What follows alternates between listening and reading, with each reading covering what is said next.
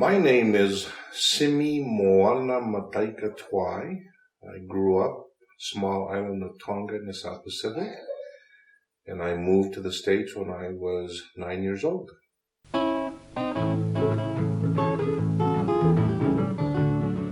As a child, life was good in Tonga. We had the beach, the weather was nice. It's a place where you could just walk anywhere, feel free and feel safe. My father was a teacher at one point, and then he became a farmer. And that's how we earned enough money for our fare to come to the United States. But we didn't have much. And the whole family worked on the family farm. I remember the last crop that we had to save that little bit of money that we needed for our airfare was watermelon. So we had almost 100 acres of watermelon that we had farmed. And so one of my responsibilities was to weed the watermelon field, and that was just never ending. But then harvest came, and the trucks that came and picked up the watermelons and took to market. Was really an amazing time for us to be able to see the fruits of our labor. Yeah, but we didn't have much. But I think it made our family closer because the whole family worked on the farm, and we were very close. My mother and father felt that it was important for them to come to the United States and in part to give us an opportunity to have better education and to have a better life. I was 9 years old when my family left Tonga, and I remember crying, saying goodbye to all of my friends, all of my family, my neighbors, and at the same time being really excited that I was going to fly in an airplane. Had never done that. Had just seen planes fly overhead in our small village, but never ever done it. And I was absolutely amazed that I was going to have the opportunity to do that. We entered United States mainland through San Francisco. And so my family lived in Salt Lake, and so my family picked us up in San Francisco, and we drove from San Francisco to Salt Lake, which was, I think, 15 hours. And I was sicker than a dog. Sat in the back seat of that station wagon and just threw up all the way from San Francisco to Salt Lake. But it took me a while to kind of get acclimated to the new environment. We reached the Salt Lake Valley in early January, so it was really cold, bitter cold. I remember seeing snow for the first time. I walked outside, I looked up, no shoes, no shirt, just standing outside in a pair of shorts and looking up in the heavens as these white flakes fell down, and asking myself, where is that coming from? I was absolutely amazed at just snow falling from the sky.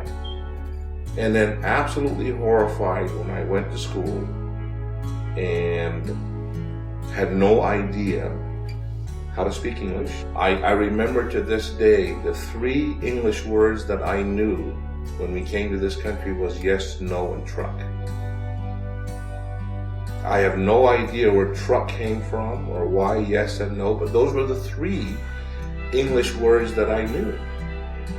And beyond that, I had no idea how to speak English. I think the second day that I was in school, teacher was passing out a piece of paper. And I remember she gave the gesture of her finger over her mouth for silence. And as I looked around, I realized that we were having an exam.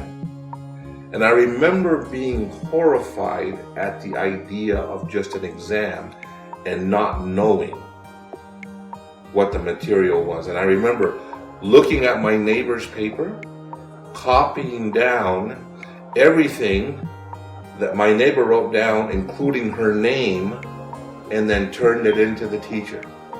And I remember my teacher looking at my paper and looking at me and just smiling.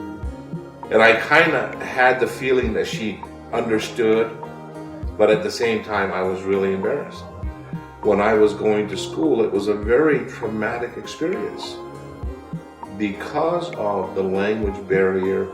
And it's amazing what that does to your psyche and to your self-esteem.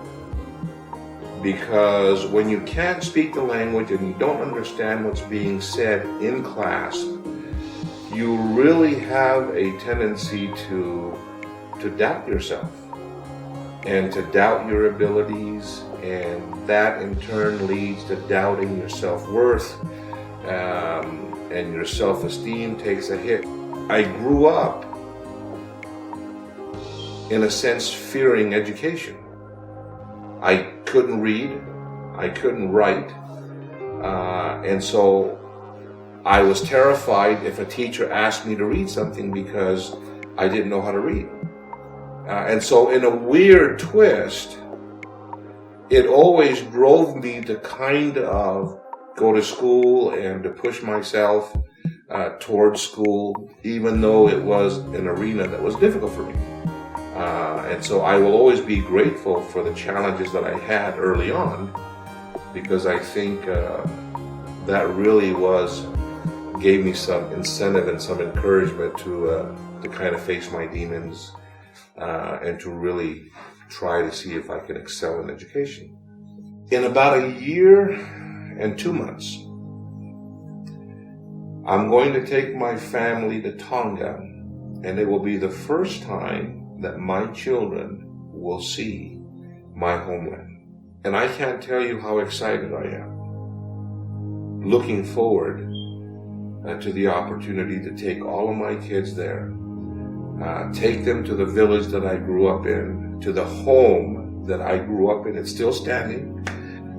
Take them to the beach that I spent hours and hours at, and just show them a little bit about my early childhood in a place that I call home. I think my children are so used to this lifestyle, and this is home to them. It's all that they've known. But as a father, remembering my childhood, I want my children to be able to see and relate to how I grew up and some of the things that I did when I was their age. And so that's what I want for my kids. I want them to be able to go back and visit Tonga and see a little bit about where I grew up and just have fun as kids.